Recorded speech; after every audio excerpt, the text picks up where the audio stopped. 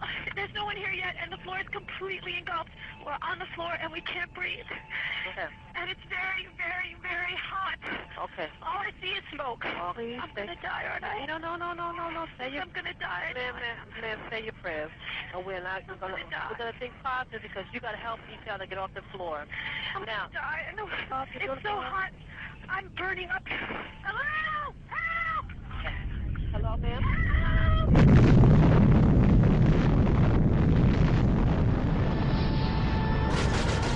Osama bin Laden is the world's most wanted terrorist.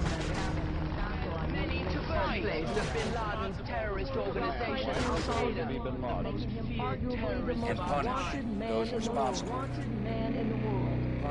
Punish. It's a vast empire. I want justice. And there's an old poster out west, as I recall, that said wanted, dead or alive. If you go to the FBI website, they've got Osama bin Laden.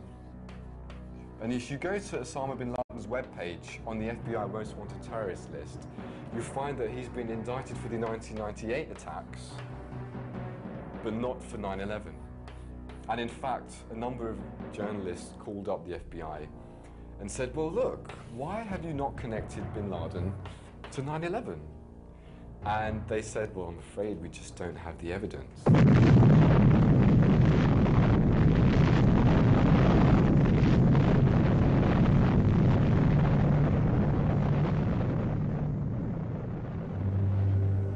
And that's just the beginning.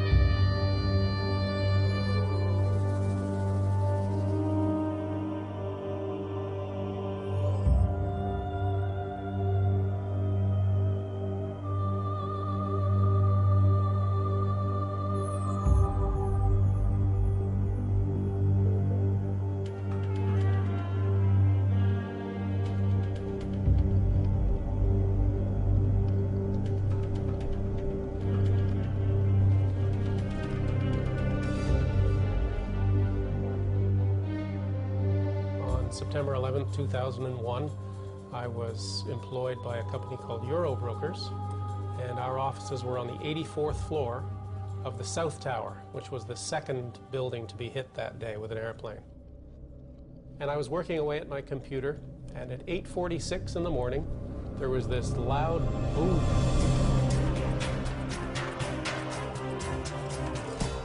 At 8:46 and 40 seconds, American Airlines Flight 11 hits the North Tower of the World Trade Center, causing extensive damage between the 93rd and the 99th floors.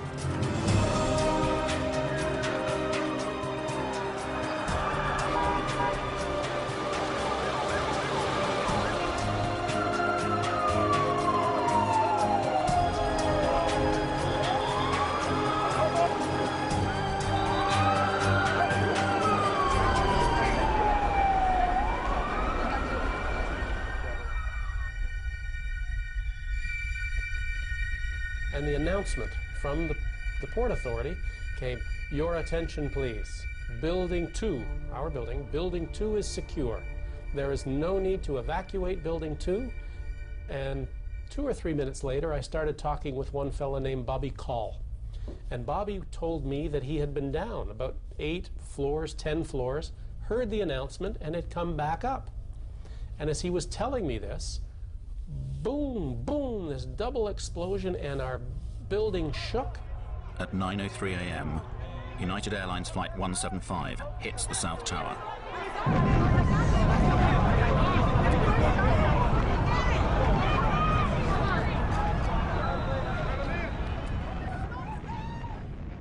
Everything just exploded in our room. Now, we're on the 84th floor. What I didn't know at the time was that the second plane had hit 6 floors below us on the 78th floor. So we're 6 floors above impact.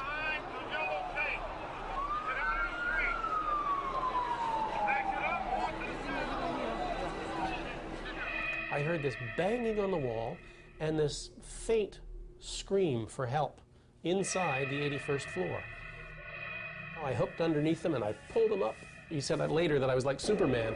And we came up and over and I fell back down on my back, and this stranger landed on top of me and he gave me this big kiss. We got up, dusted ourselves off, and I said, come on, let's go home.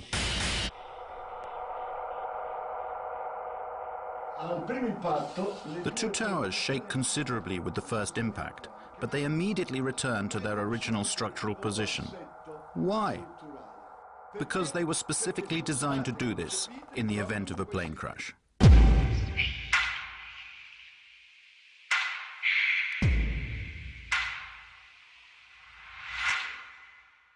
Towers were very solidly built. It's like a tree. You see, when you bend a tree, you have all these fibers in the tree, but they're interconnected. So when the tree bends, it can handle that motion.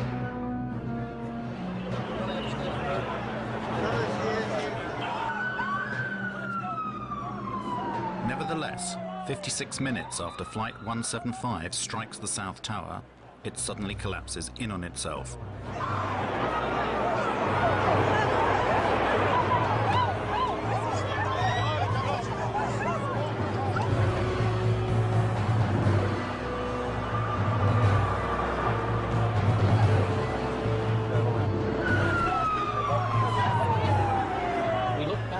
Center, the tower that we just come out of, we started to see it, boom, boom, boom, boom, move. And we stared in disbelief as this took about 8 or 10 seconds for the whole tower just to go straight down and dissolved into its own ash.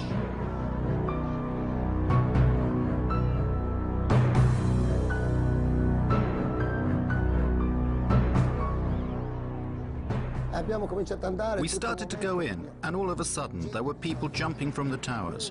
One jumped down and hit a fireman.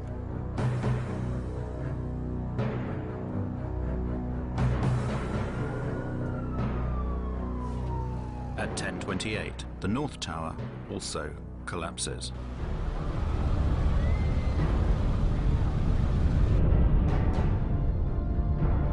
I threw away my oxygen mask to make me lighter. I started running because when I turned around, I saw the tower coming down. Then there was all this dust that got me. Do not hit anybody as you drive.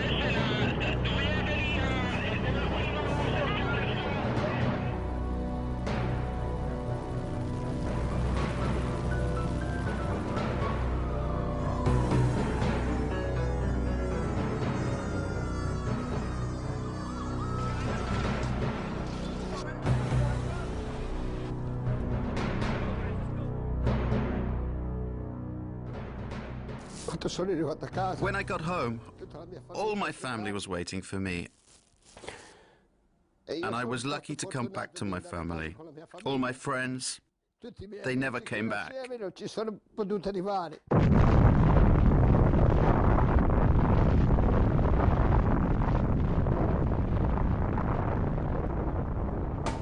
The official justification for the inexplicable collapse of the Twin Towers was written by the National Institute of Standards and Technology. Between 2002 and 2006, they studied the demolition of the World Trade Center, reaching the conclusion that the collapse of the towers was caused by the combined effects of the impact of the airplanes and the resulting fires started by these impacts.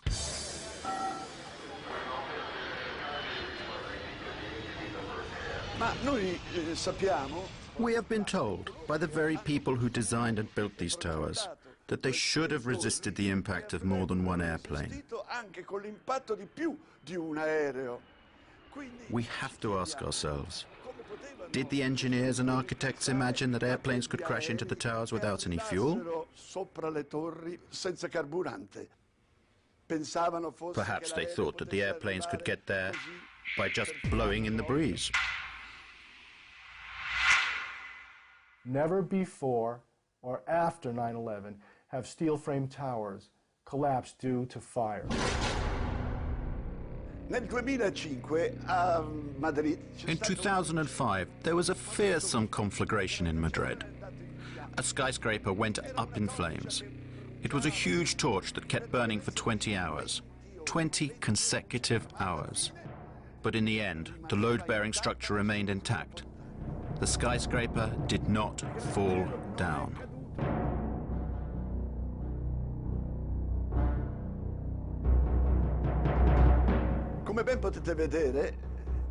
As you can see, the building is enveloped in flames. This skyscraper was not yet complete. It was still under construction. Nevertheless, it remained standing. Something you should note is the white color of the flames. This means that there is a lot of oxygen burning.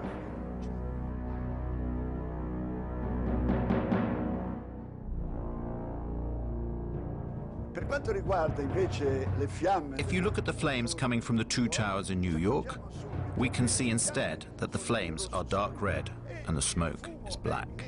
The fires that were burning in these towers was a dark gray, a heavy, almost black gray smoke coming off.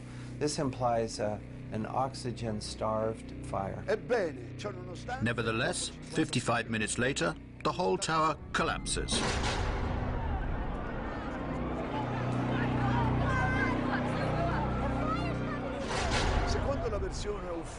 According to the official NIST version of events, at a certain point, the steel structure of the towers gave way. It no longer had the structural strength that it had at the beginning. And all of this was supposed to be because of the immense heat. And here is something difficult to explain. We know that at some point certain people managed to walk down from the top of this tower and crossed the point where the fire was strongest. Somehow they reached the bottom of the tower. How did they manage to do that? I don't know. When I looked down there, I didn't see flames. I just sensed that it was the right thing to go and try and test it. We would go as far as we could until we were stopped by flames. And when we came to the 78th floor, the last layer was standing, but it was cracked. And there were flames licking up the other side of the wall like this.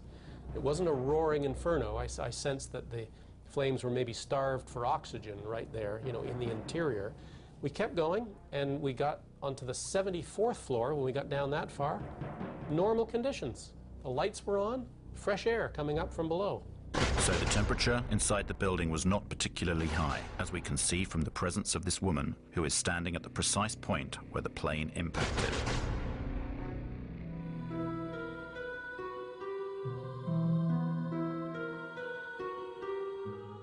In order to verify the way the buildings collapsed and how the heat had affected the steel, NIST commissioned numerous tests, some of which were conducted by a company called Underwriters Labs.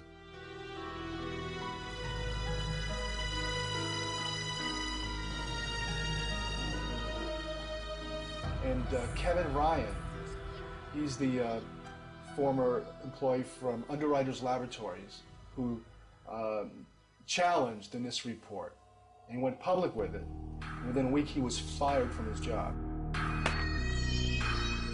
We did test the floor models in August of 2004. And those tests disproved the primary theory behind the collapse of the buildings. It was called the pancake theory. The floors would collapse upon each other into a stack of pancakes, and then the columns were no longer supported and the columns would fall apart. Well, the floor models didn't collapse in the tests, and these were in furnaces. You know, testing furnaces, much hotter temperature, longer periods of time. They still didn't collapse.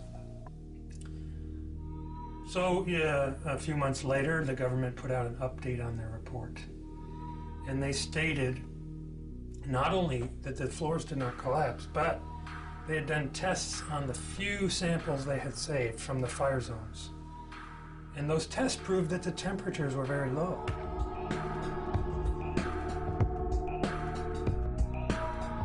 Temperatures were not hot enough to even soften steel. And yet, they're coming out with a summary statement that says that's what actually did happen, that the floors did collapse and the steel did soften.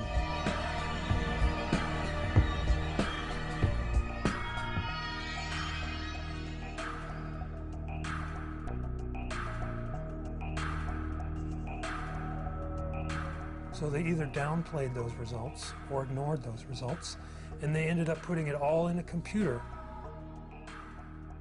Thanks to computers, NIST managed to straighten this problem out, and the old pancake theory was replaced by the inward bowing theory. According to the Institute, the heat weakened the floors, which started to curve downwards. The external walls of the towers also curved inwards until they could no longer bear the weight of the structures above, causing the towers to collapse. Their final theory is almost entirely computer-based. And the computer itself is not really accessible. They haven't given it to us to examine. After having investigated it more over the last year and a half, I found that yes, they did contradict their test results, but additionally they also did manipulate the test parameters. They doubled one thing, they cut something else in half. For example, their story says that aircraft combustibles were at 13 tons in the aircraft cabin. The FAA says it's more like an average of 6.5 tons. It's double. So they double it. They double the time that their computer model exposes columns to fire, 90 minutes instead of what we know is 45 or 50 minutes in both of the buildings, actually. Well, they double it. They cut something else in half. They double it. One of the things that particularly struck me was the incredible speed with which the towers came down. There was something truly inexplicable about the speed of the collapse. If we dropped a weight from a height of around 400 meters, which was the height of the towers, the time it would take to reach the ground, supposing that there was not even any air resistance to slow down the speed of the fall, would take approximately 9 seconds. Took about 8 or 10 seconds for the whole tower just to go straight down. The impact was at about 2/3 of the way up the tower. Even if the section above collapsed suddenly due to the structure giving way, and even considering that the impact of the section above was enormous and therefore in some way weakened the resistance of the structures below, it is clear that, due to the resistance of the undamaged part below, this tower should not have fallen at such a speed. But it fell as if there was nothing below it, whereas there was an enormous structure below, a resistant structure that should have slowed down the speed of the collapse considerably.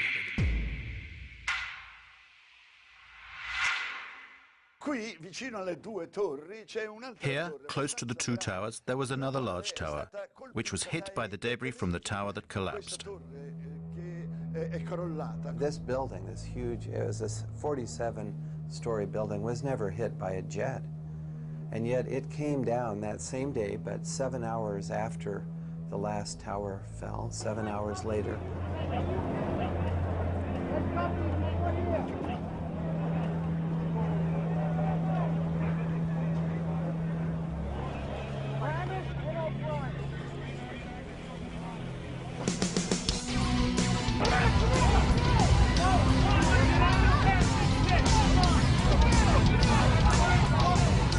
Measure the time of fall.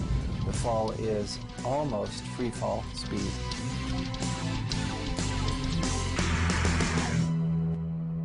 The collapse of the North Tower inflicts some damage to Building 7, causing fires to ignite on a few floors. Even the official version admits that fire has a low probability of causing the collapse. But why does total collapse take place? And why does it occur at free fall speed? As I saw the collapse of World Trade Center 7, I realized this was something that needed to be studied and could not be ignored. Building 7 and the Twin Towers share one utterly bewildering similarity: the presence of molten metal found in the debris of all three buildings weeks after the collapse.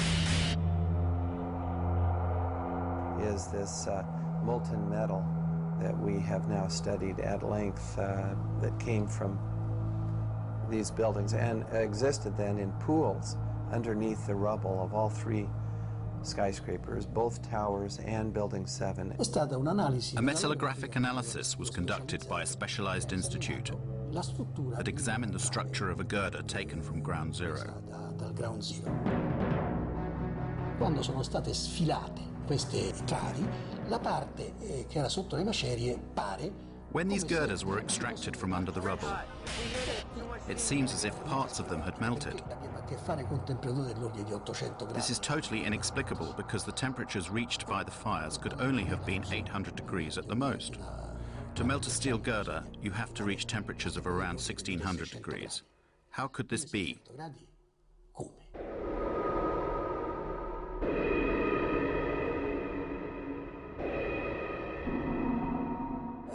At a microscopic level, if you examine the granular structure of the steel, one can detect the presence of an element that should not normally be present, and it is there in substantial quantities. It is sulfur. We're quite sure now where this molten metal came from. It comes from a material called thermate, which is aluminum powder, iron oxide, and sulfur. The temperature is so high that steel melts. It could only melt if the temperature reached over 1000 degrees in a few seconds. The use of thermite could certainly have caused the fusion apparent in the steel beams.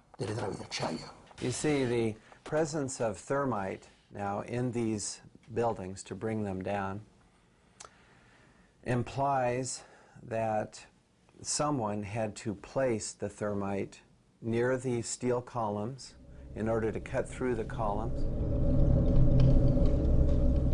I have interviewed a demolition expert, and he said this is what they do. They set explosives. They can use radio control to initiate the firing of the explosives. They have to be done in a sequence in order to get the building to come down rapidly and straight down. A controlled demolition.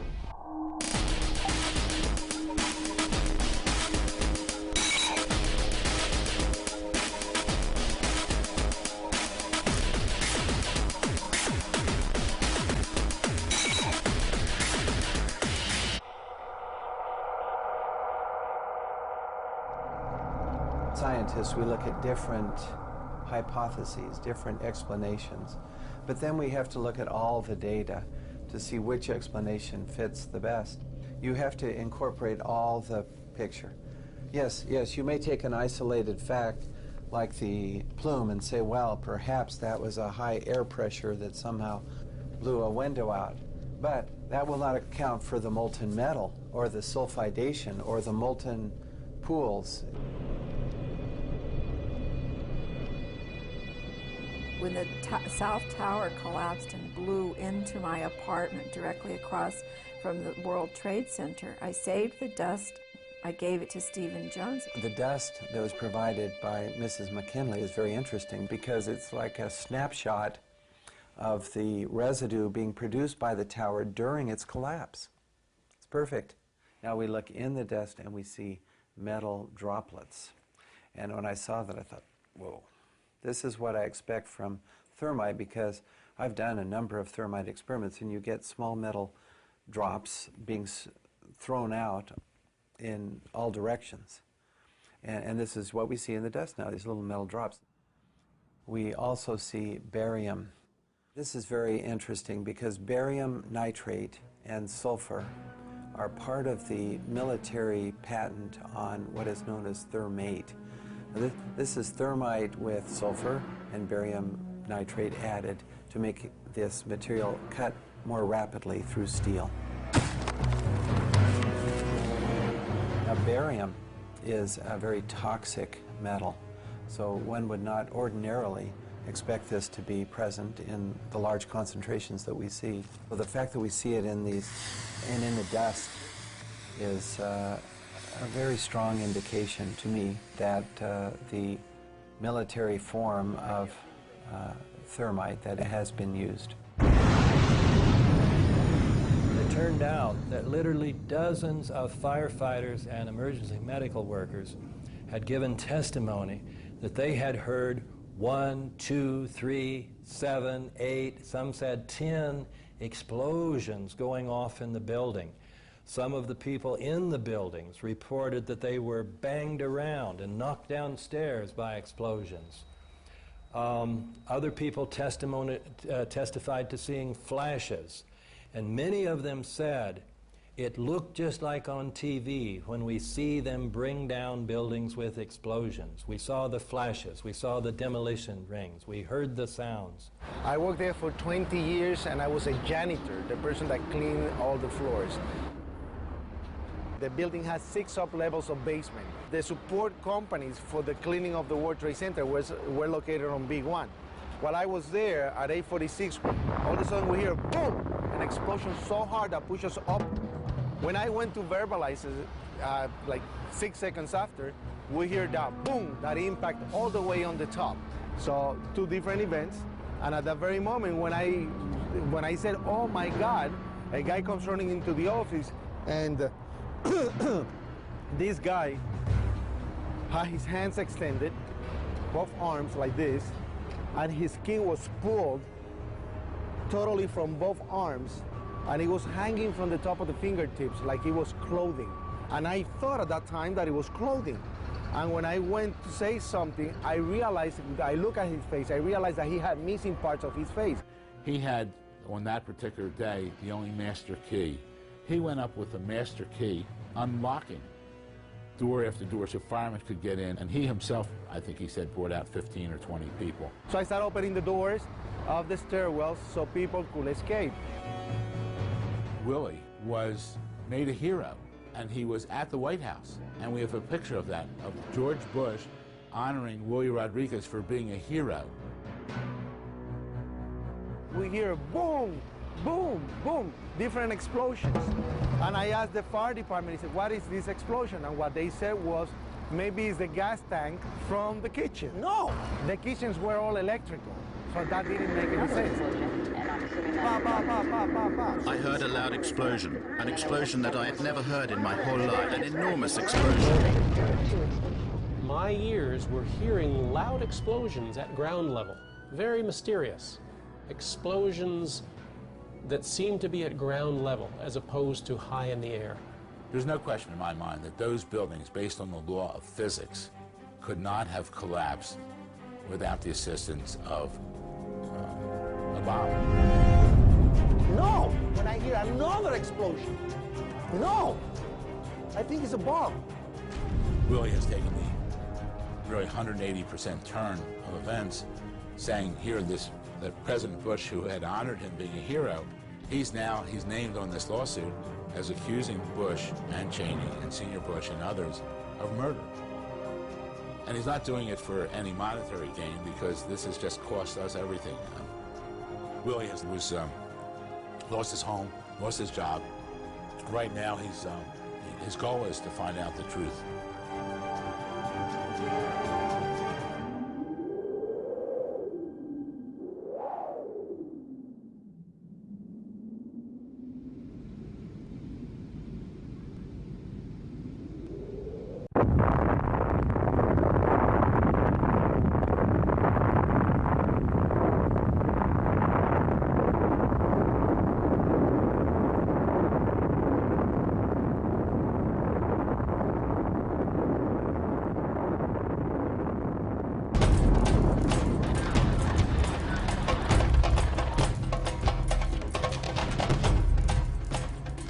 According to the official story of the 11th of September, at 9:37 a.m., American Airlines Flight 77 crashed into the Pentagon.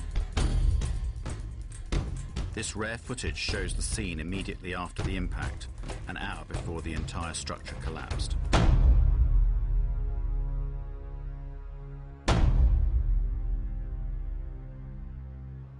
As you can see, it is a rather unusual scene. One would reasonably expect to see something of this sort.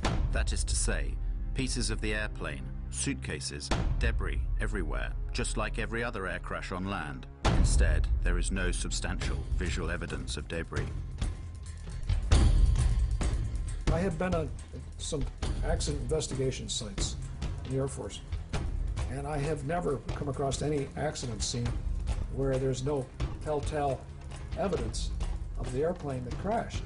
Here we have airplane sites, crash sites, that give zero evidence. Where did the aeroplane go? Did it break up against the wall of the Pentagon? If it had done so, thousands of parts of the plane should have been scattered all over the disaster zone. You know, things like engines and landing gears and brakes and tires are very difficult to destroy. Very difficult, because they're made out of very high-tempered steel, and I don't believe the airplane can be made to go fast enough to pulverize those things. I've never seen that happen before. You look around, there's a 16-foot hole for an airplane that's 100 and some feet wide.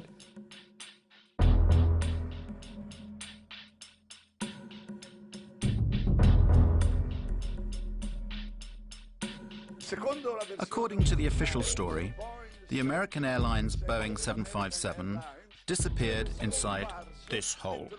Can you see it? 5 meters. I repeat, 5 meters in diameter.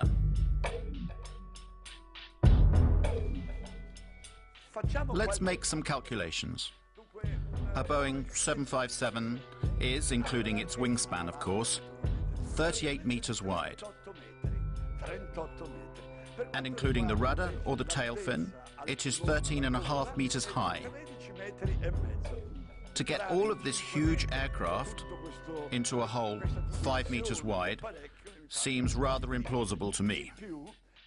In this picture, we can see a row of windows on this side and another row on that side. They should have been smashed and destroyed by the wings, and instead they're intact. These windows aren't even broken.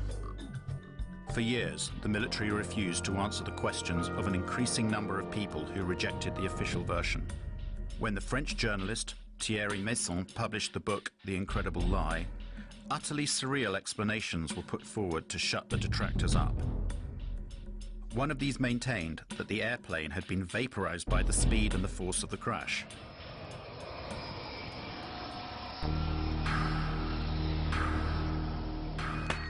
One very strange thing that doesn't make sense is the disappearance of various components of this Boeing.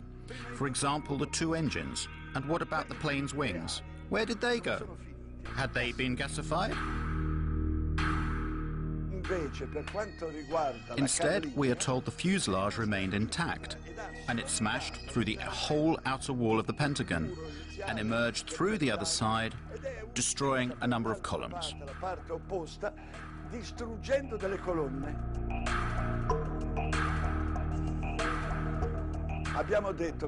The most solid part of the airplane is, without any doubt, the engines. In fact, these engines are made of a titanium steel alloy. It is so tough that it doesn't even melt at 3,000 degrees centigrade.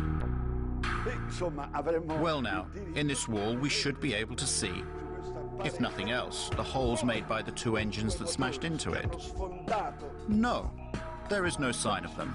The 2 holes that we'd expect to see are not there. And there's no indication of the wings hitting anything at the Pentagon, like you had at the North Tower. You can see the outline of the aircraft, the 25-degree bank angle.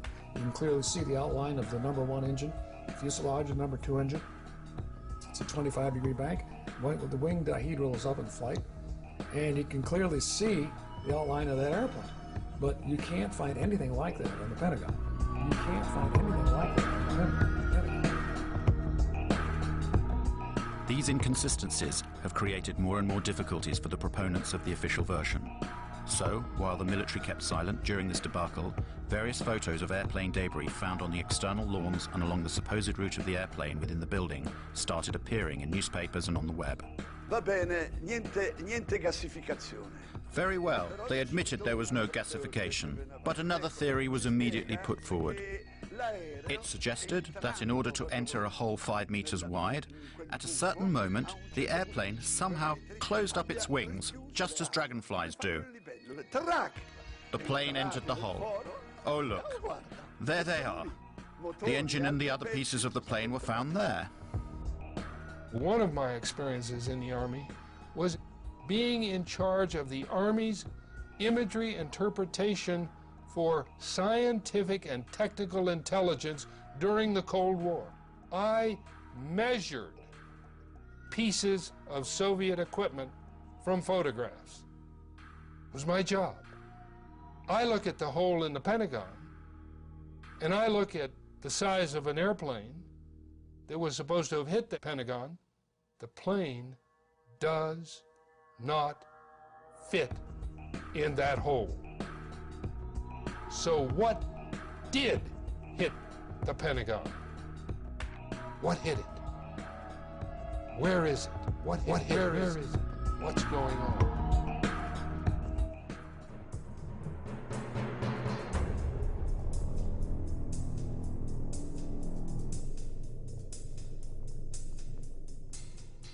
General Arnold, that very morning, immediately after that alleged impact, ordered one of his fighter pilots to fly over and down to the Pentagon to look and see what he saw and to report back to General Larry Arnold himself. At that time, Major General Larry Arnold was Commander of Aviation at NORAD, North American Aerospace Defense Command, in charge of protecting the United States and Canada. His fighter pilot reported back to him that there was no evidence, zero evidence, of an impact of a plane at the Pentagon.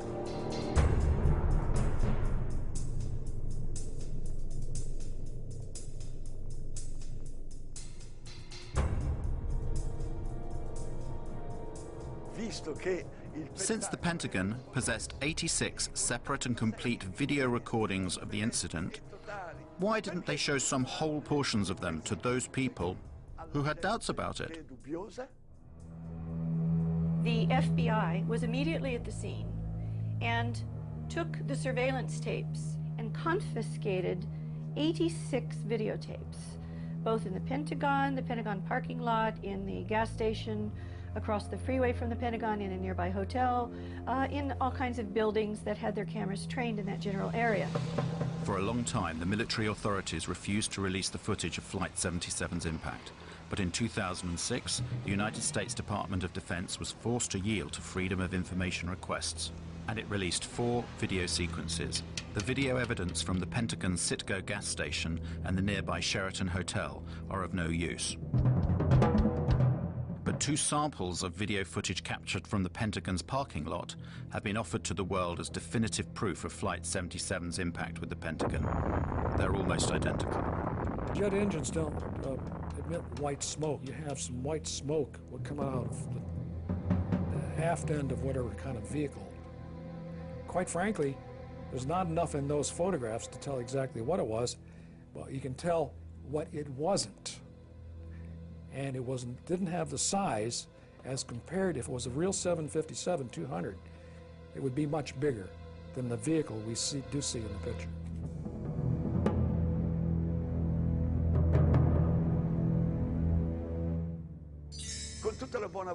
With the best will in the world, can you see an airplane here?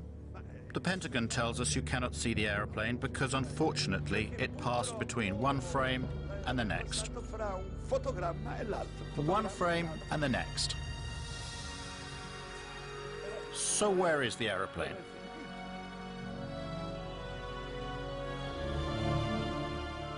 According to FBI agent Jacqueline Maguire, as you can see in this affidavit, only one camera took pictures of the scene, and those are the frames that we've already seen.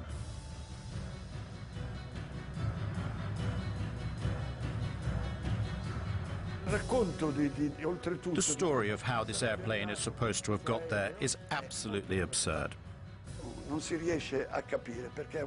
One cannot imagine how, in order to get down to the height of the Pentagon wall, it was able to make a 270-degree turn at a speed of approximately 800 kilometers per hour.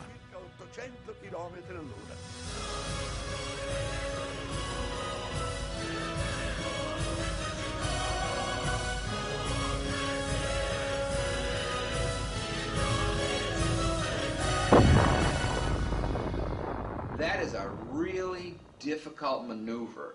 And what I will say to you is that an experienced pilot with thousands of hours probably would have to take between 10 and 20 attempts. Skilled, thousands of hour pilot, probably 10 or 20 times before they would be able to pull off that maneuver. 757 is not designed to do that. 757 is designed to be basically a cruise ship in the sky. It's not acrobatic, so you just can't do that with one of those big airplanes. The air traffic controllers at the Dulles Approach Control, when they saw this target come in and make this turn, they said, oh, that's a fighter. Because military fighters can do that, okay? And military fighters with autopilots and being flown remotely, they have the structural capability. They are designed to be able to be that acrobatic.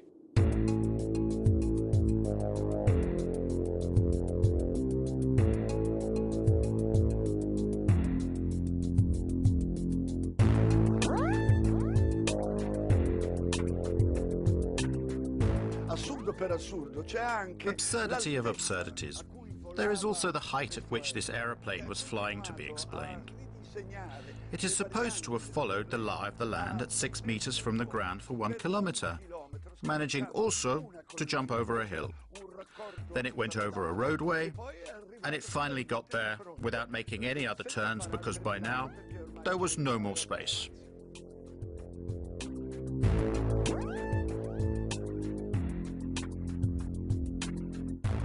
They have the airplane, the story has the Flight 77 was going 530 miles an hour, 460 knots, and it can't go that fast on level flight, down that low. If they're up high, the true airspeed can go up, and it can go that fast, but not down low. The air is too dense. I challenge any pilot anywhere. Give him a Boeing 757, tell him to do 400 knots 20 feet above the ground for half a mile. Can't do. It's aerodynamically impossible. And so the story of how the airplane hit the Pentagon just doesn't make any sense at all.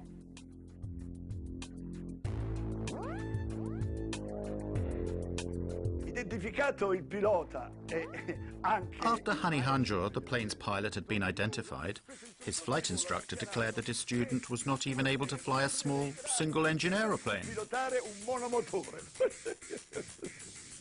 These guys didn't have the experience to make that kind of maneuver, even if the airplane could fly that. The man could not fly at all. There's no way you could possibly come out of a 172 and fly a jet that you've never flown before.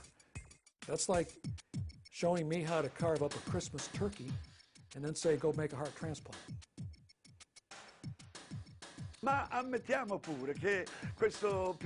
Even if we suppose that such an incompetent pilot had the opportunity to fly a Boeing 757, we still have to ask ourselves how he managed to violate the most heavily protected airspace in the world. Lo spazio aereo più protetto del mondo.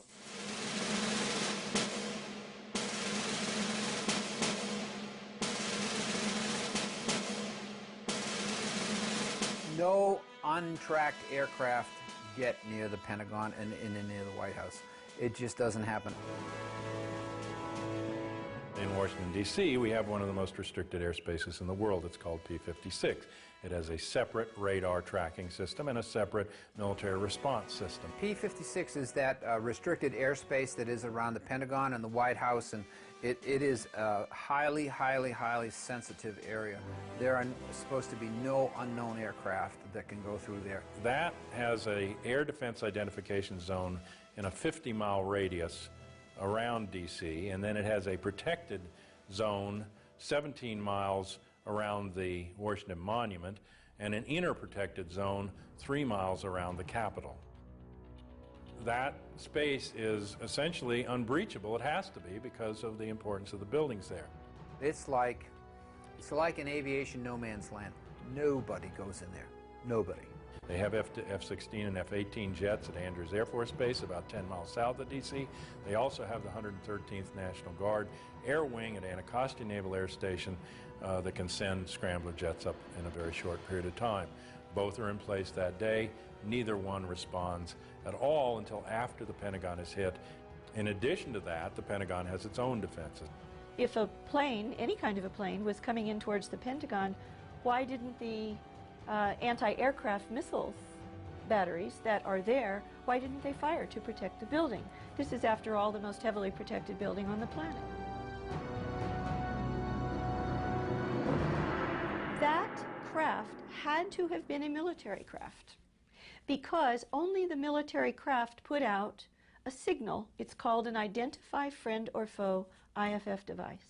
And only the military craft would be allowed to approach the building. The two radar systems that the military radars, defensive radar systems, read are a civilian transponder and a military transponder. Military transponder is called IFF. Civilian aircraft do not have an IFF transponder. They are not given that capability, okay? So if there was a 757, American 757 that went into the Pentagon, for example, and it shut off its transponder, it didn't have a military IFF transponder on it. So it was a primary target. It's a primary target going into that airspace, should have been shot down. What I'm describing to you is a breakdown in standard operating procedure by FAA, NORAD, P-56, and the Pentagon, all on the same day, in the middle of, after 9/05, what was known nationally to be a terrorist attack. And it makes no sense. Nobody goes in there. This is, after all, the most heavily protected building on the planet. It just doesn't make any sense at all. The Pentagon symbolizes our military power in the world. And they had hit it. And to this day, nobody knows what they hit it with, whether it was an airplane or whether it was a missile. And our government will never tell us. So we just wait for the French to explain it. What hit it? What's going on? There is nobody anywhere at any point in this entire investigation that has said that is positively American 77. They suppose it, they presume it, they assume it, they say this is what we think it is. The controller, Daniel O'Brien, who saw the unidentified blip coming in from the west at a high rate of speed, had no way of knowing what it was, because the primary was a primary return only. The secondary radar, the transponder, was turned off.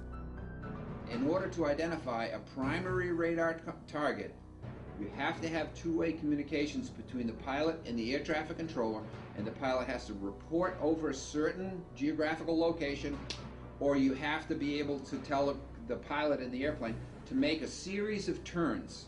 And then the radar controller can look at all of the primary targets on his or her radar scope and say, there's an aircraft, or there's a target that just executed the turns I told. Now I can positively identify the aircraft. That never occurred. It's huge. Now, if Flight 77 really did go off of the radar screen for 36 minutes, according to her testimony, then the airplane was no longer flying, or it was low enough that it was out of radar coverage. One of the two. So, was the airplane landed at some place, some remote field? Then it does make sense that they lost the airplane for 36 minutes. But other than that, there's very little explanation for that. In the light of what we've seen and heard, it seems that the official version of 9/11 is not sufficient. We want the facts to be explained to us, and above all, we want them to be properly investigated. Basically, we want someone to finally tell us the truth. The United States government spends $892 billion per year to defend its citizens and its territory. It is the best protected country in the world, as President Bush has said. Nevertheless, on the 11th of September, the heart of America was attacked from the sky, and 3,000 helpless American citizens were killed in their own cities. If I had been sitting on that committee, the congressional committee examining 9/11, the one question that they could not get the Air Force to answer correctly, NORAD, was why the fighter planes did not go up automatically when the first planes were found to be hijacked. Anytime an airliner goes off course, or loses radio communication, or loses its transponder signal, anytime any one of those three things happen, the aircraft is supposed to be intercepted. On 9/11, all three of those things happened, and still there was no intercept. Those planes flew around for from 20 minutes to an hour and a half without ever being intercepted. We have direct contacts with our air defense colleagues by means of direct connections that are controlled by this touchscreen apparatus. By pressing just one key here, the call is sent, to which the operator of the defense, in this case, answers directly. In the time it takes to answer the telephone call, around 2 to 3 seconds, the information can be already exchanged.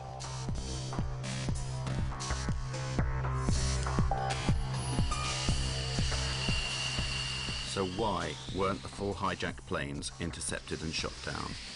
Military jets travel much faster than passenger aircraft. It would have been easy for them to catch up the jet planes before they crashed. This airplane can reach a maximum speed of Mach 2.05. This means it exceeds twice the sound barrier. This is approximately 2,400 kilometers per hour.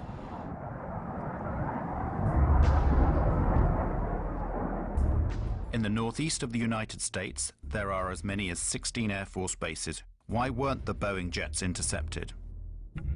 The official story argues that air defense was informed too late. One of the biggest lies is that the FAA guys were incompetent. When we lose an airplane, we take action. We do not sit, we do not delay, we go to protocol. Boom, boom, boom, boom, boom. When the air traffic controllers first saw American 11 start to lose its radio, lose its transponder, go off course, and all of these bad things that are going on, they did not take a coffee break. 67 times in that year, 2001, up till September, there had been air emergencies. They can get a plane up in from 6 to 10 minutes and scramble it, and 67 times that year in air emergencies. But there was not an instance where an air emergency went ignored for long periods of time until 9/11. A lot of people down the road say, well, the president had to give authority to shoot aircraft down and stuff like that. That is not true. An interceptor pilot has the responsibility and the authority on his or her own to shoot down an airplane if they think the situation calls for it, and this is how it would be. You don't have to wait for a military command. You don't have to wait for orders of any kind. That's not an option. That's the law. It's inherent in being a fighter pilot. You know that's what you have to do, unless somebody has told you to stand down. Before 1970, we had one form of scrambling aircraft, and it was immediate, bang, bang, bang. Then in the 1970s, we had some hijackings come into our civil airspace, and that wasn't a quick response. What we did in that is we didn't want the hijackers to know that we were there, so we didn't rush the fighters off the ground, and we kind of snuck them up behind the aircraft. So we put a second protocol in, and the reason that the hijacking protocol is slow is because you had to get Pentagon approval before you could release your fighters. Those two type of protocols lasted until June 1st, 2001, 3 months before 9/11. In June of 2001, Rumsfeld and the Pentagon and the military changed the procedures, and instead of having two protocols, one fast, one slow, they went to one protocol, slow. If we had reacted to the in-flight emergency immediately, the fighters would have been up and on the way, and those aircraft would never, ever have reached their targets. But when the center controllers came to notifying the military, okay, because they had only one protocol to work with, that protocol went through the Pentagon. Guess what? Guess who didn't answer the phone? Sorry, it was the Pentagon. Here's an analogy that I can give that would help out the common person here. What Rumsfeld did is the fire call comes into the fire station, but before the fire truck gets a chance to leave, it has to call the mayor of the city to get approval for that departure. And what if the mayor is out for breakfast or he's sleeping late and he doesn't answer the phone? Look carefully at this footage, shot just a few minutes after the attack on the Pentagon. Notice the man that is helping to carry a casualty. It is the Secretary of Defense, Donald Rumsfeld. What is he doing here when, as head of the defense of the whole nation, and whilst the United States is still under attack, he is helping tend to the wounded? Why is he not at his command post?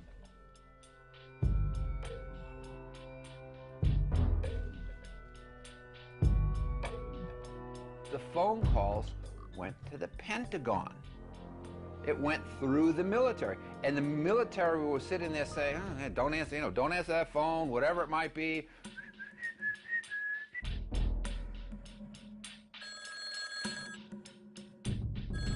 Now, how would you like your fire department to sit there and say, well, I'm sorry, we can't come and put your house out and save your lives because the mayor didn't say so? And on 9/12, they changed the protocols again back to the first protocol, which was the fast scrambles, and that's what it is today.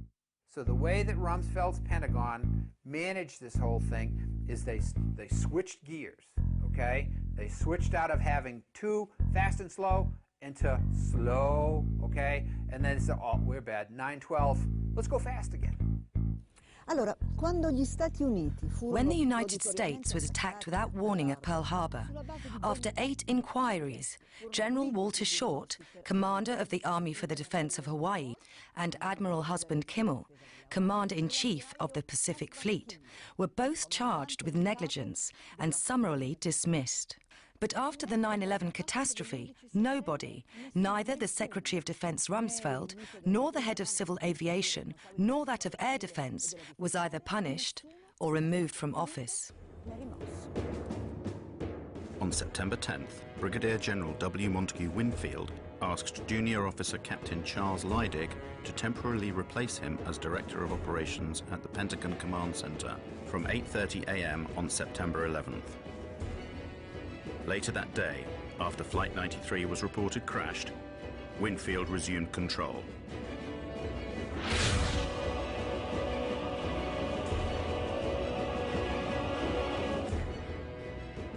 Captain Leidig had only just completed a course qualifying him to run the command center.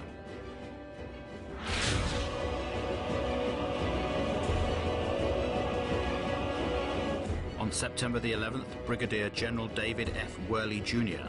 was commander of the Andrews Air Force Base, the nearest one to the Pentagon.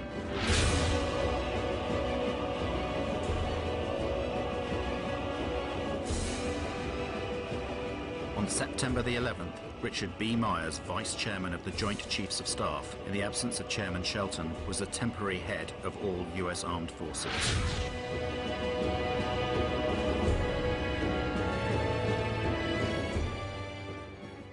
On the 14th of September, after only 3 days of investigations, the FBI announces it knows everything about the hijackers of the flights. We have, in the last 24 hours, taken the manifests and used those as an evidentiary base, and have talked to many of the families of the victims, and have successfully, I believe, identified many of the hijackers on each of the 4 flights that went down. Let's look at the Lockerbie case. It took 2 years to bring indictments in that case. 2 years. In this case, in only 3 days, the FBI provided the names of all the hijackers without providing any evidence that they were actually on the flights. On the 12th of September, the Attorney General of the United States, Mr. Ashcroft, declares to the whole world that the passport of one of the hijackers had been found. a few blocks away from the ruins of Ground Zero.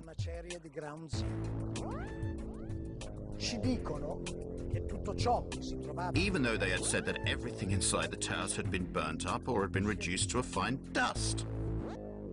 So, the steel was molten, but paper survived?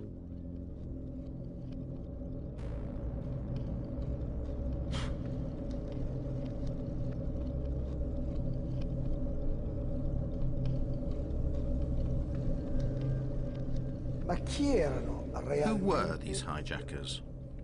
The official story states that 15 out of the 19 came from Saudi Arabia, that they were trained in Afghanistan, and that they were Islamic fundamentalists, fanatical Muslims. Al-Qaeda is supposed to be a Salafist network, you know, and Salafism is a very, very Puritan strain of Islam that suggests that we need to follow very closely, to the letter, the activities of the Prophet Muhammad. So, were these people Islamic fundamentalists? The evidence would suggest no. Muhammad Atta was basically not an Islamic fundamentalist. There was always drinking, always drinking. There wasn't wine, it was beer or liquor or whatever. There was always drinking, always. And they had massive supplies of cocaine. Muhammad and all these people that he was with, they were drunk and stoned out of their freaking minds.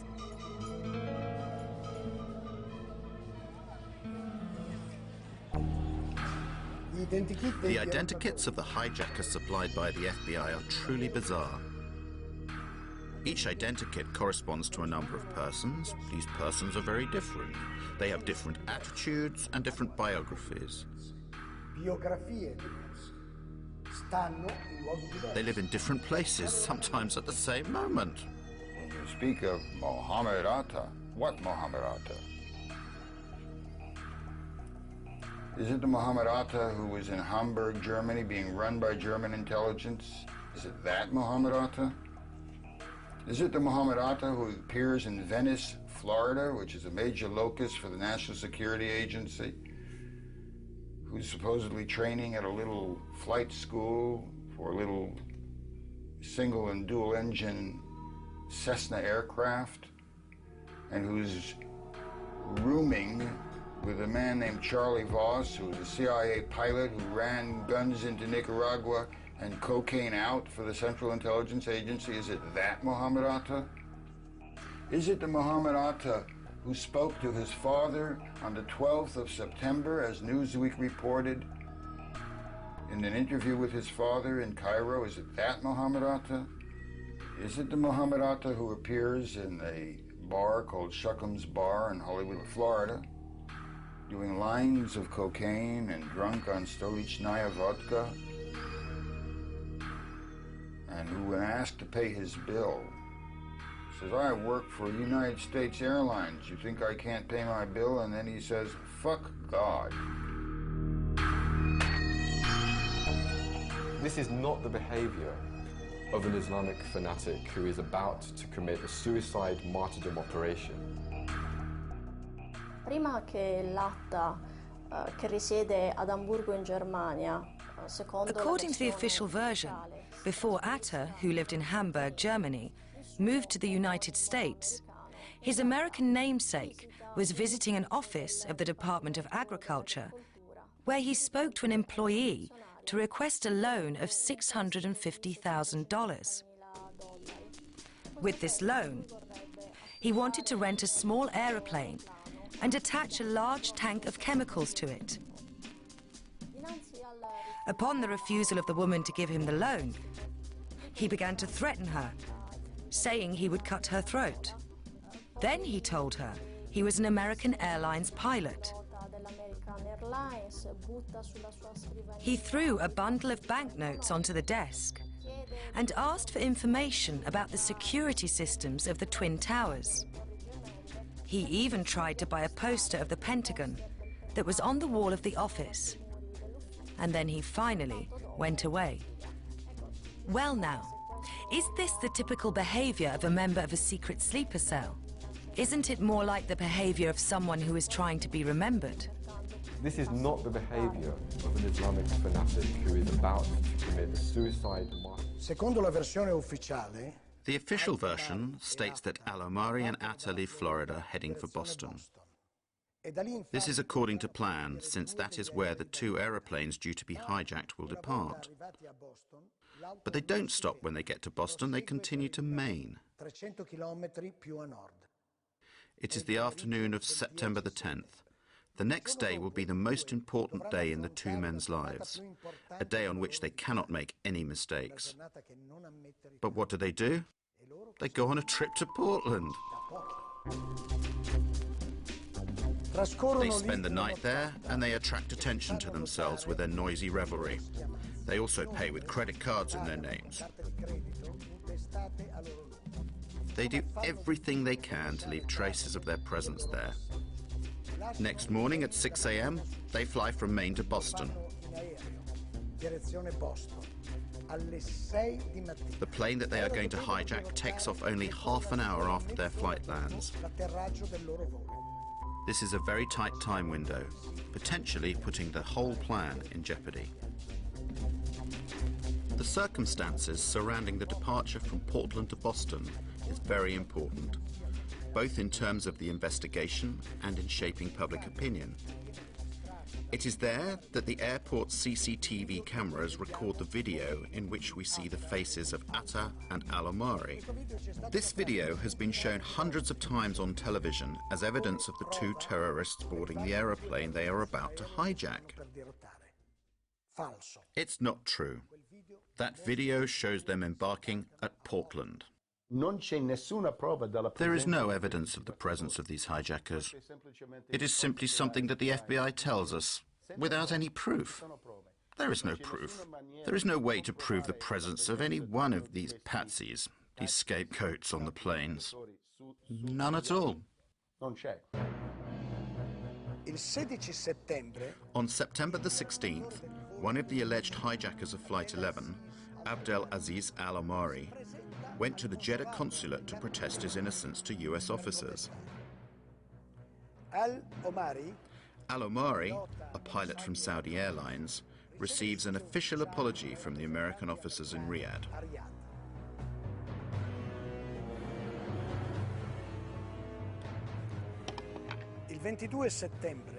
Then, on the 22nd of September, Walid al-Shahiri announces he is still alive. He too is supposed to have hijacked Flight 11. From his house in Casablanca, Morocco, the impertinent al-Shahiri declares his innocence. The following day, the 23rd of September, the Daily Telegraph publishes the protestations of innocence of Saeed al-Ghamdi and Ahmed al-Nami, both of them still alive and well, and pilots for Saudi Arabian Airlines.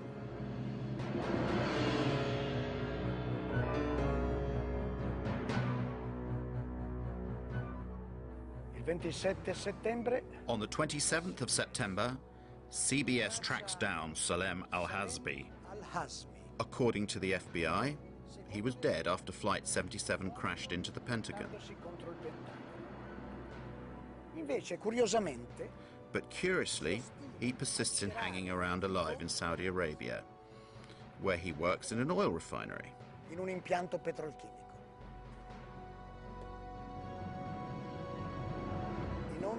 Have the names of Al-Omari, al-Shahiri, al-Ghamdi, al-Nami, and al-Hazmi been deleted from the list of the hijackers, with many apologies? No. 6 years later, these 19 people are accused as being the sole perpetrators of the terror attack.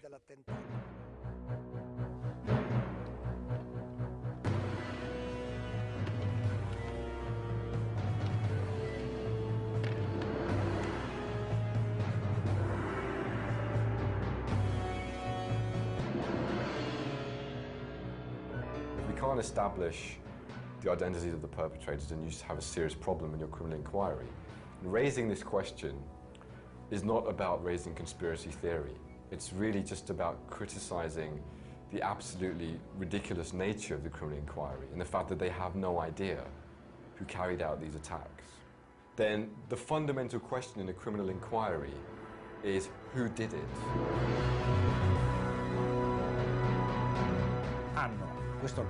They have this evil organization. They have the leader of this evil organization, bin Laden. They have a secret network in the caves of Afghanistan. It could be the screenplay of a James Bond movie.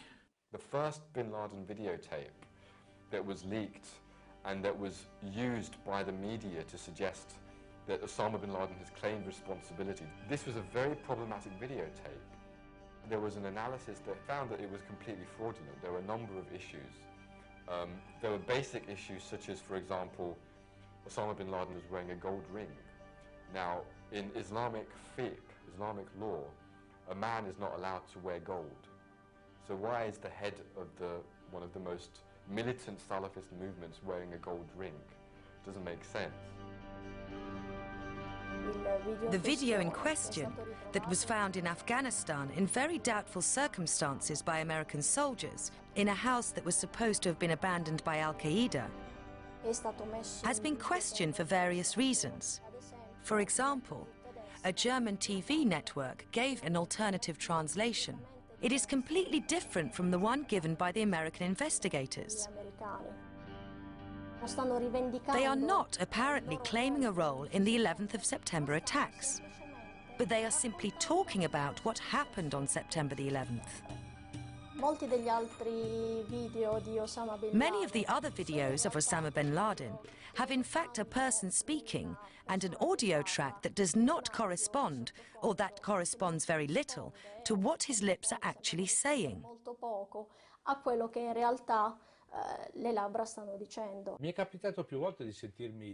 People often ask me, how can you doubt the official version if Osama bin Laden himself appeared several times on television to say, I did it? So I will tell you a little story. However, I can only tell you this story as I am unable to show you anything. We cannot show the images we do have because the owners of this material refuse permission for you to see them. In the summer of 2005, the Commission of the European Parliament for Security and Defence, of which I am a member, was invited to a special screening created by the Washington Center for Strategic Studies. We were asked to watch a film which depicted what would happen in Europe if Brussels was hit by a nuclear bomb. 50,000 deaths, 100,000 injured. The reactions of various European governments.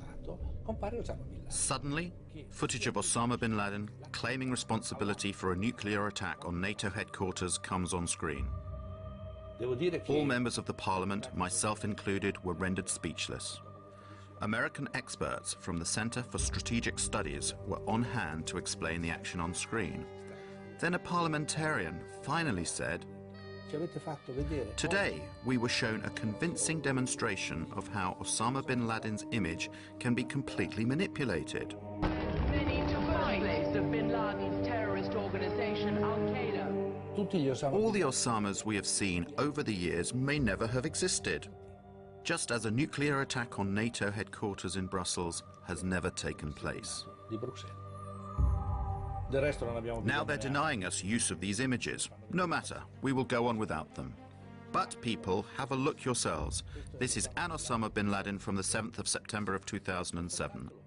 Compare him with the other Osamas we have seen in the last few years. Do you believe it is possible that he is getting younger over time? Do you believe it is possible that his beard is darker than before? Do you believe it possible that his nose has grown? We don't need analysis. A child can understand that they are two different people, but these people are being introduced to us as if they were the same person. And this story has been told to us now for over 6 years.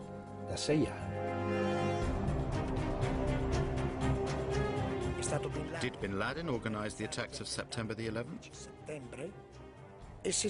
And if so, did he do it alone or with someone else?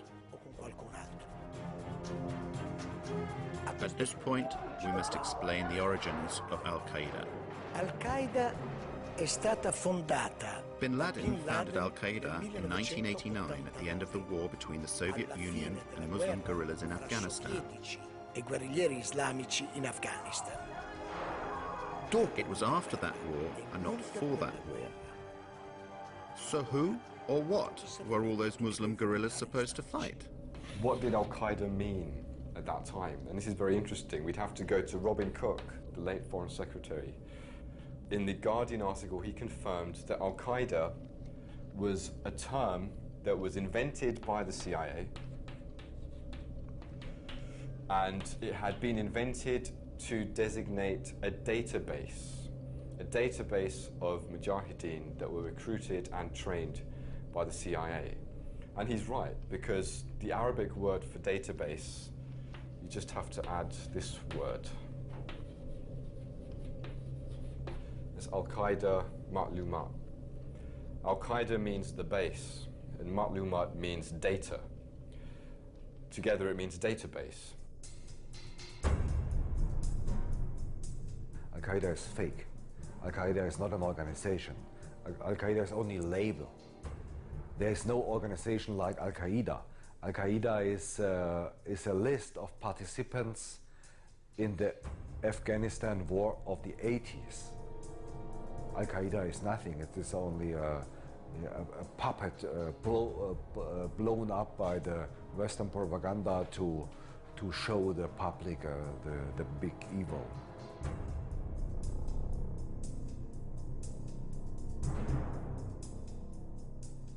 I was chief of the visa section at the American Consulate General in Jeddah between September 1987 and March 1989. During my period there, I was involved in what turned out to be a Visas for Terrorists program with people coming to the consulate recruited by the Central Intelligence Agency and its asset Osama bin Laden and sent to America, either for instruction in how to be good terrorists, or for rewards, or for debriefings on what they've been doing in Afghanistan. I assume it was simply on how to blow things up, shoot things down, and overthrow governments. After the Cold War, their connections with Al-Qaeda proliferated, multiplied. Al-Qaeda is being controlled in various ways, directly and indirectly.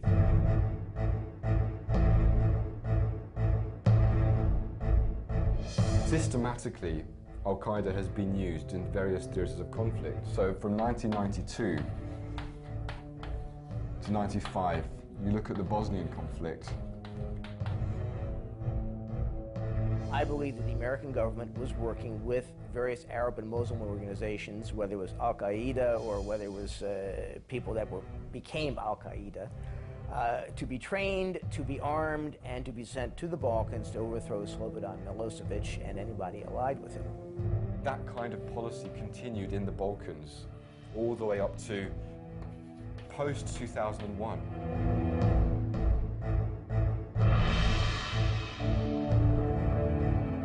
American Secret Services, who only delivered weapons during the war, after the war also engaged the jobless mujahideen on their own payroll. That is a proven fact. There are a lot of testimonies of mujahideen before German courts.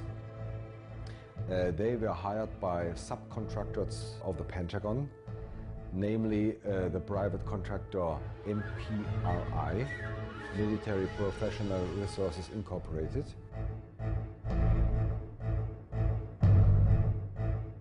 MPRI is formally private, but in fact it's kind of secret device of the US Army. They have more 4-star general under contract than the Pentagon itself. If the Pentagon wants to do some dirty job and thinks they cannot get the money and they cannot get the approval of the US Congress, they give the job to this private company.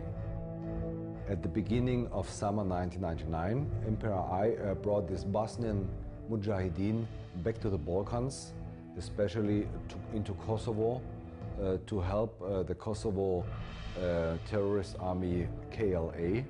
They engaged them, they paid them monthly.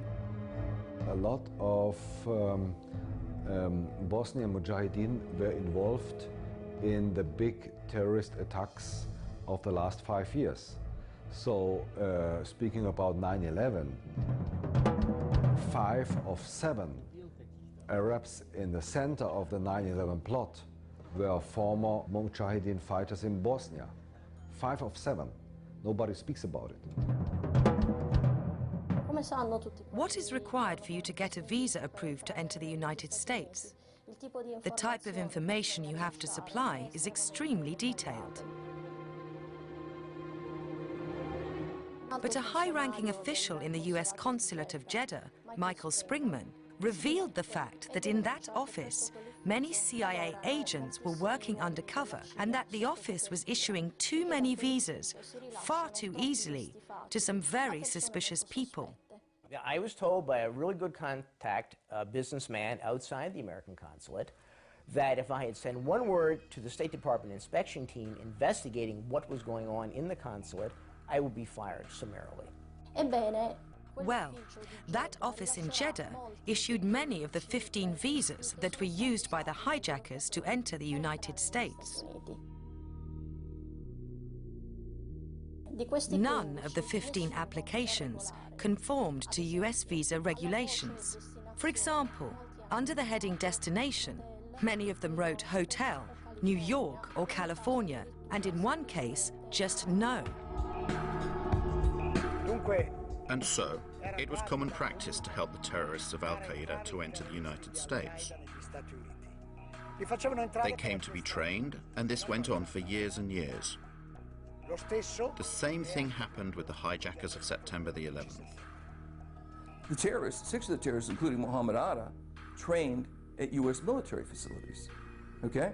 Mohammed Atta went to International Officers School at Maxwell Air Force Base. Maxwell Air Force Base in Alabama, Brooks Air Force Base in Texas.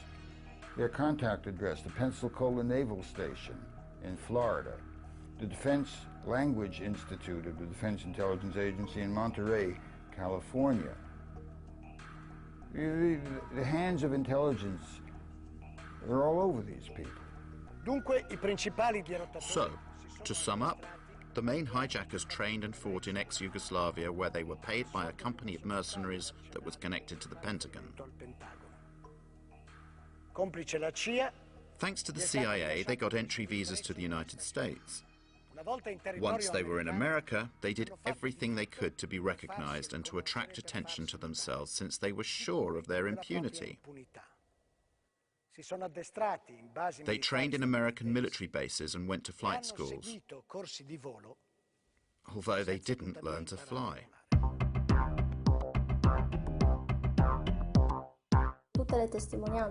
All the testimony about these lessons indicate that these men were completely incapable of maneuvering even small aeroplanes. For example, Mohammed Atta hired an aeroplane from a flight school, but he was not even able to take off. So he left it there on the runway and went away. Regarding 2 other pilots, their instructor, Rick Grazer, said to investigators and the press that he could not understand how these 2 could have maneuvered an aeroplane. His exact words were that it was like Dumb and Dumber in a plane.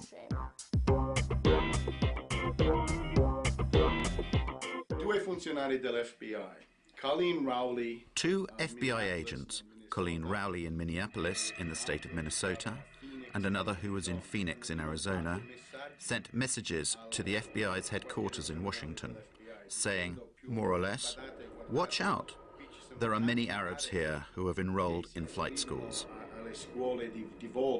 The first person in the flight school that called the FBI took a big risk, because at the time what he was doing was reporting about a customer, a paying customer. And those flight schools depended upon, to a certain extent, foreign pilots. And so now he's reporting about a paying customer. You know, this person is very suspicious. A list of facts that pointed to Moussaoui being a terrorist. He wanted to learn to fly but not take off and land. I have never seen such a unusual person seeking flight instruction.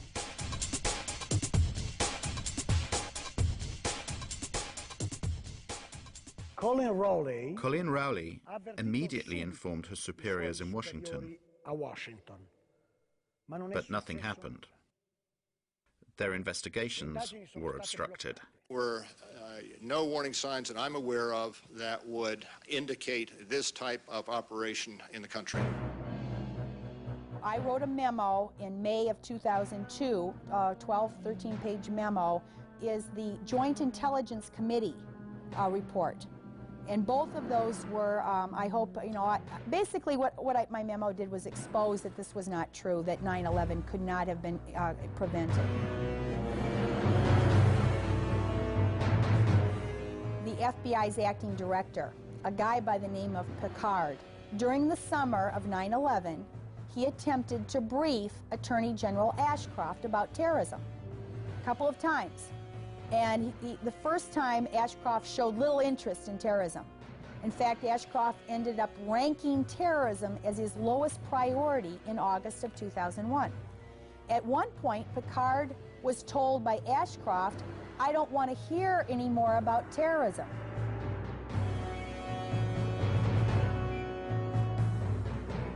After September 11, 2001, when I heard about the planes crashing into the World Trade Towers and into the Pentagon, I said, geez, these were the same people, according to the Los Angeles Times, who had gotten their visas from the American Consulate General at Jeddah. I called the Federal Bureau of Investigation and tell them essentially the basics of the Visas for Terrorists program. I did this. I called and I called and I called. I was passed from one office of the FBI to another and ended up at the Washington field office, and someone there said, "We'll get back to you." Well, 6 years later, I'm still waiting.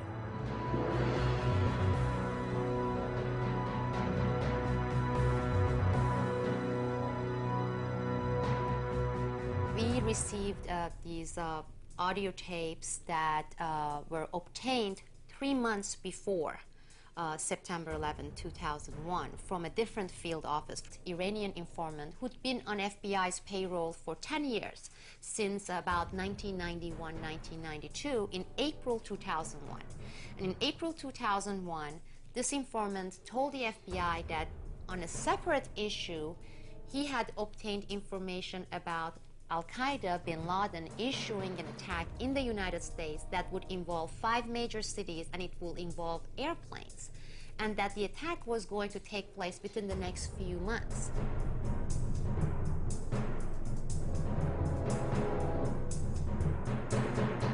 They took the information, they found it important, they filled out forms, they came back to the headquarters, and then they filed it. They gave it to the superiors, right?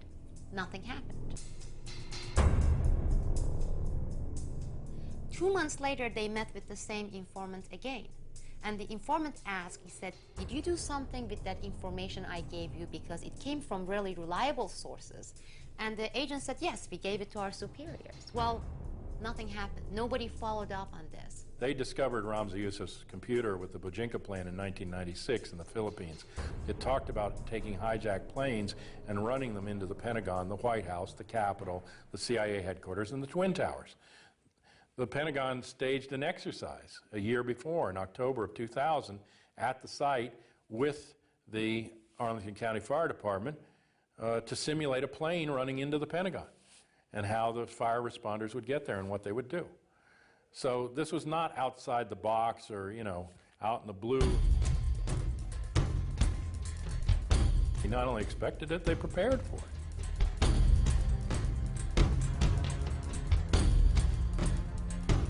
One of the most frequent declarations made by the Bush administration was that these attacks took us by surprise. I don't think anybody could have predicted that they would try to use an airplane as a missile, a hijacked airplane as a missile. And I don't think the prior government that could envision flying airplanes into buildings on such a massive scale.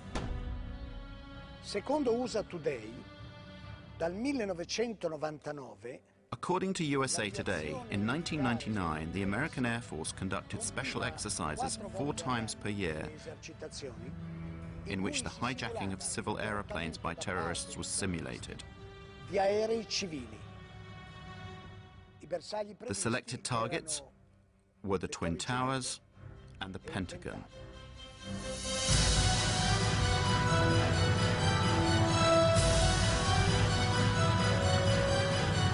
I don't think anybody I don't think the prior government that could envision flying airplanes into buildings. could have predicted. I don't think the prior government that could envision flying airplanes into buildings.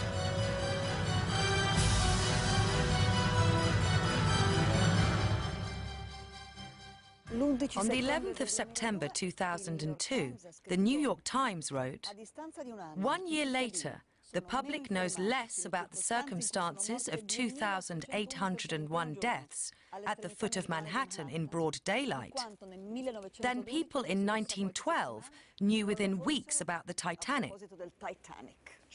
5 years after that article, what happened that day is still a mystery. My name is Bob McIlvaine. I'm from Philadelphia, Pennsylvania. I lost my son Bobby, who was age 26, on September 11th, 2001. He had just gotten a job at Merrill Lynch.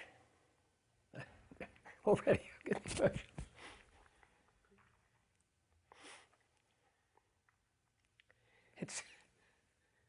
it always hits you blind.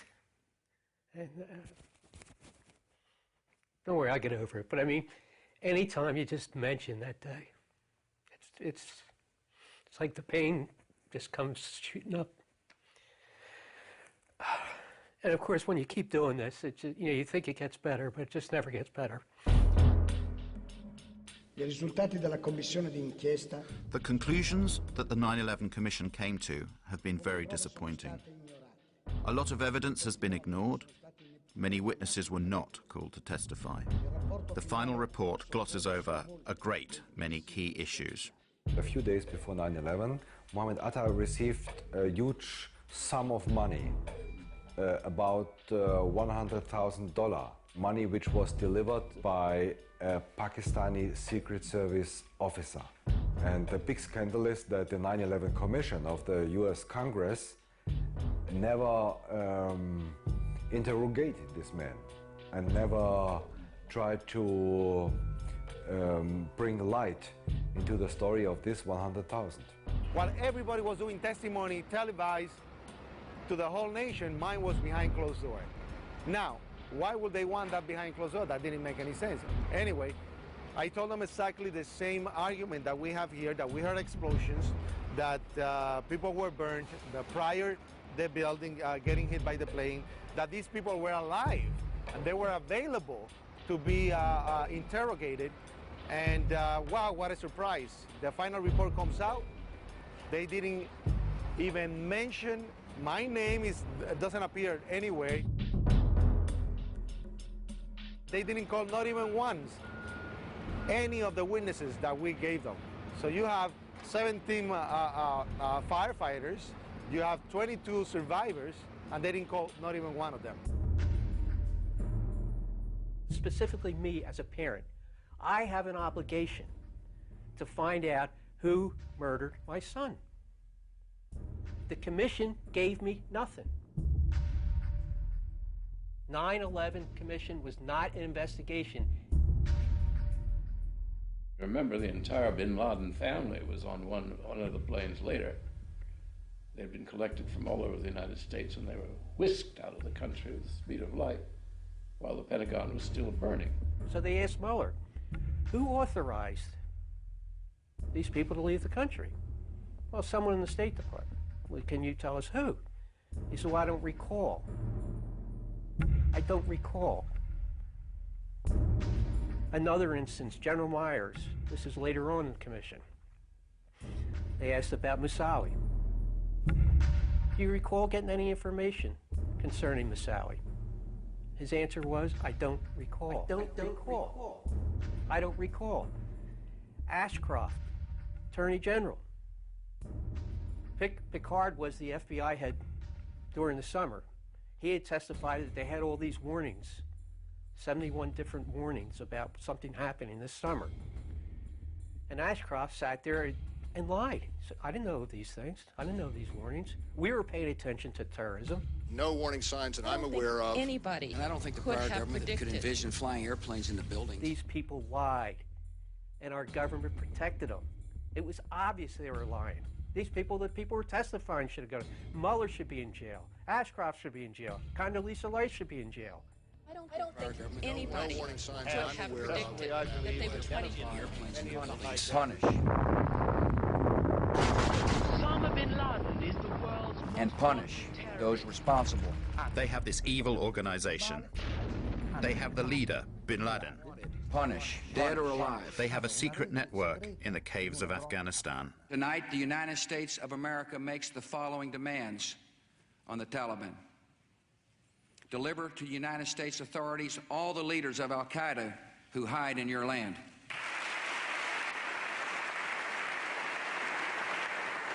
Give the United States full access to terrorist training camps so we can make sure they are no longer operating.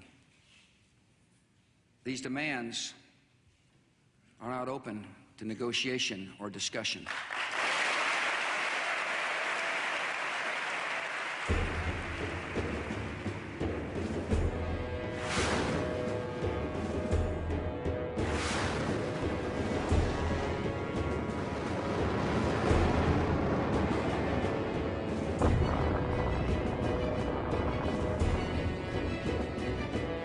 Obviously, they will never catch bin Laden, because then everybody will think the war on terror is over.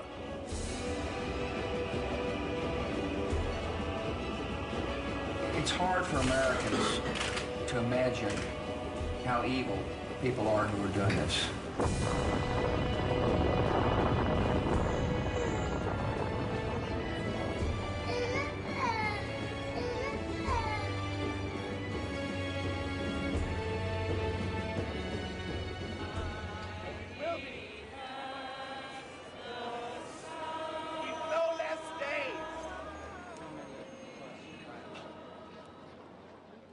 I'm not a conspiracy theorist. I'm a parent looking for the murder of my son. And you have to be a moron to think that 19 Arabs did it. Again, my dogs know better than that. So that's very important. Put yourself in my shoes and think of your child being murdered. And you've never had an investigation. Well, how would you feel if they refused to investigate the murder of your child?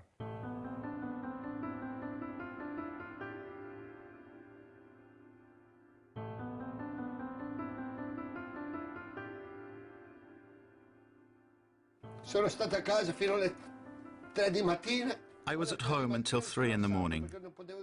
Then I got up because I couldn't sleep.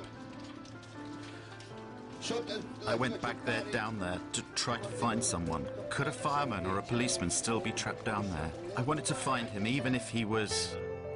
or a person who worked there, only to give myself a bit of satisfaction.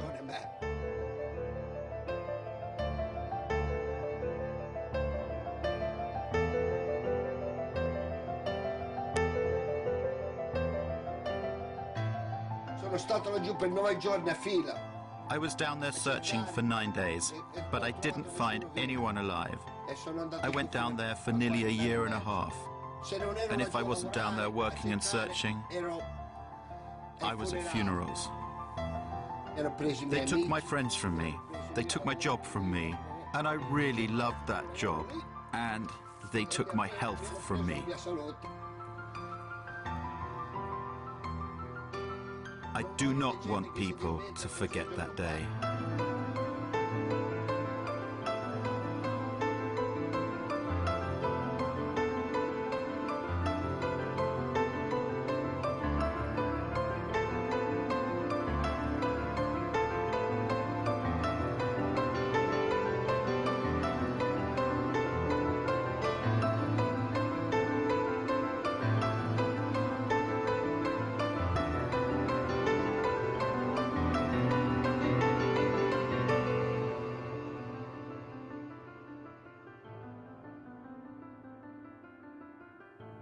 And the story has to be told. Problem with Americans, It's like a big iceberg. We live at the tip of the iceberg, and we're afraid of the dark truths of our history, and it's getting worse and worse. Well, this is a real dark truth. It will pull the whole iceberg down, but then hopefully it'll rise back up. But we have to learn the truth, or this country isn't worth anything. All that history is lame, and the people should be ashamed of themselves for not seeking the truth.